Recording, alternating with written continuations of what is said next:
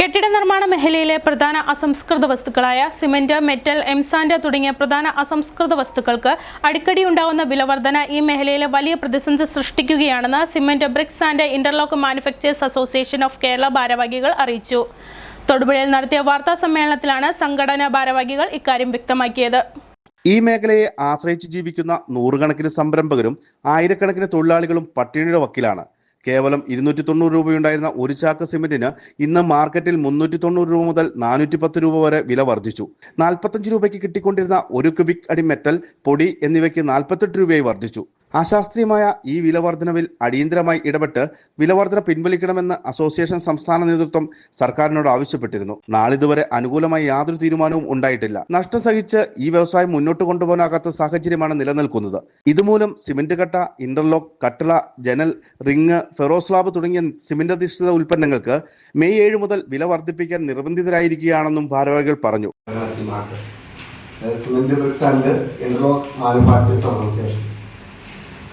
സംസ്ഥാന തലത്തിൽ പ്രവർത്തിച്ചു വരുന്ന സംഘടനയാണ്. ഞങ്ങളുടെ പ്രശ്നങ്ങൾ കൈകാര്യം ചെയ്യുന്നതും ചർച്ച ചെയ്യുന്നതിനുമാണ് പ്രധാനമായി ഈ സംഘടന ലക്ഷ്യം വെക്കുന്നത്.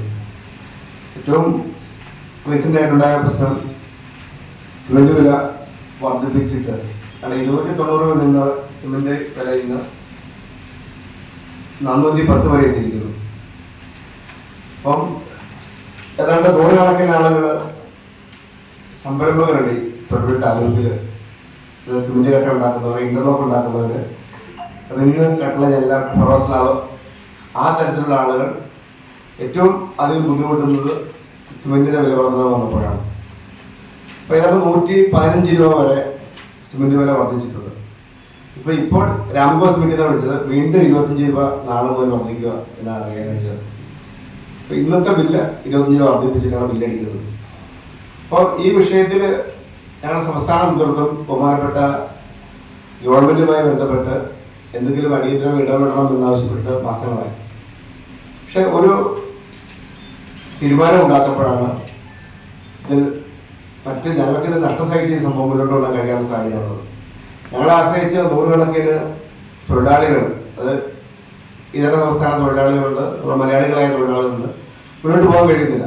അപ്പോൾ ഞങ്ങൾക്ക് ഞങ്ങളുടെ വില വർദ്ധിപ്പിക്കാതെ കഴിയാത്ത സാഹചര്യമുണ്ട്. അതുപോലെ തന്നെ കർഷക ഉൽപ്പന്നങ്ങൾ, പൊടി, മെറ്റൽ, എംസാൻഡ്, പീസാൻഡ് ഒക്കെ ഏതാണ്ട് ഒരു ക്യൂബിക് അടിക്ക് 5 രൂപ വീതം കഴിഞ്ഞ ദിവസം വർദ്ധിപ്പിച്ചു. 40 രൂപ ഉണ്ടായിരുന്നത് 45 രൂപ ഉണ്ടായിരുന്നത് 50 രൂപ ആയിട്ടുണ്ട്. ട്രാൻസ്പോർട്ടേഷൻ അനുസരിച്ച് വ്യത്യാസങ്ങൾ കൂടി. അത് കർഷകർ ഞങ്ങളുടെ വണ്ടി പോയി എടുക്കുന്നവരെയാണ്, പ്ലസ് ഞങ്ങളുടെ വണ്ടിക്കൂലി കൂടി വരും. അപ്പോൾ യാതൊരു തരത്തിലും നമുക്ക് ഈ പ്രസ്ഥാനം മുന്നോട്ട് കൊണ്ടുപോകാൻ കഴിയാത്ത തരത്തിൽ വില വർദ്ധിച്ചിരിക്കുന്നു റോ മെറ്റീരിയലിൽ. അപ്പോൾ ഞങ്ങളുടെ ഉൽപ്പന്നവും വില വർദ്ധിപ്പിക്കേണ്ട ഒരു നിർബന്ധിത സാഹചര്യമാണ് ഇപ്പോൾ ഉള്ളത്. അപ്പോൾ സാധാരണക്കാരായ ആളുകൾ ഇപ്പോൾ കൺസ്ട്രക്ഷൻ മേഖല ഏറ്റവും തകർന്നു നിൽക്കുന്ന സമയമാണ്. ഏറ്റവും വൻകിട കൺസ്ട്രക്ഷൻ പോലും നമ്മുടെ പ്രദേശത്ത് ഏറ്റവും കുറഞ്ഞു വരുന്നു. എല്ലാ തരത്തിലും പ്രതിസന്ധി ഉള്ള സമയത്ത് സിമെന്റിന് ഇങ്ങനെ ഒരു ഭീമമായ വില വർദ്ധന യാതൊരു കാരണവുമില്ല. ഈ സ്കേർസിറ്റി കൊണ്ടാണെങ്കിൽ നമുക്ക് മനസ്സിലാക്കാം, പക്ഷെ അതൊന്നുമില്ല. ധാരാളം റോ മെറ്റീരിയൽ കിട്ടാറുണ്ട് സിമെന്റിന്റെ ഉൽപ്പന്നങ്ങൾ. പക്ഷെ അവർ വലിയ കോർപ്പറേറ്റുകളാണ്, അദാനി പോലെയുള്ള വലിയ കോർപ്പറേറ്റുകളാണ് സിമെന്റിന്റെ മാർക്കറ്റ് കൈകാര്യം ചെയ്യുന്നത്.